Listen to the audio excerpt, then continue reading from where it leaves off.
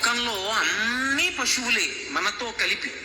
ఎందుచేత అంటే పశువు అన్న మాటకు అర్థం ఏమిటంటే పాశము చేత కట్టబడినది. మెడలో తాడు ఉండి తాడుతో కట్టబడితే పశువు అంటారు. పశువు, పాశము, కట్టుటకు స్థానము, ఈ మూడు ఉంటాయి.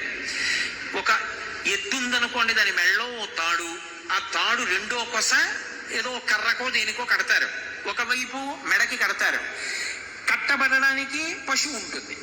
అలాగే మనకి కూడా గత జన్మలలో చేసుకున్నటువంటి కర్మపాశములు ఉంటాయి. వాటిని అనుసరించి మనం సుఖదుఖములను పొందుతుంటాం.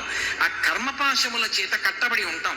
అందుకే కర్మపాశముల చేత కట్టబడి జన్మ ఒక రాట. జన్మ అన్న స్తంభానికి కర్మపాశముల చేత కట్టబడి తిరుగుతూ ఉంటాడు కాబట్టి పశువు. అందుకే శంకర భగవత్పాదులంతటి వారు శివానందలహరి చేస్తూ, శంకర నేను పశువుని, మీరు పశుపతి, కాబట్టి మీకు నాకు ఈ అనుబంధం చాలదా? పశువుని రక్షించుకోవలసిన వాడు పశుపతి, కాబట్టి మీరు నన్ను కాపాడుకోండి అన్నారు. అలా లోకములో ఉన్నటువంటి వాళ్ళందరూ పశువులైతే తరించాడు అనడానికి గుర్తు ఆ పాశం పోవాలి మెడలోది.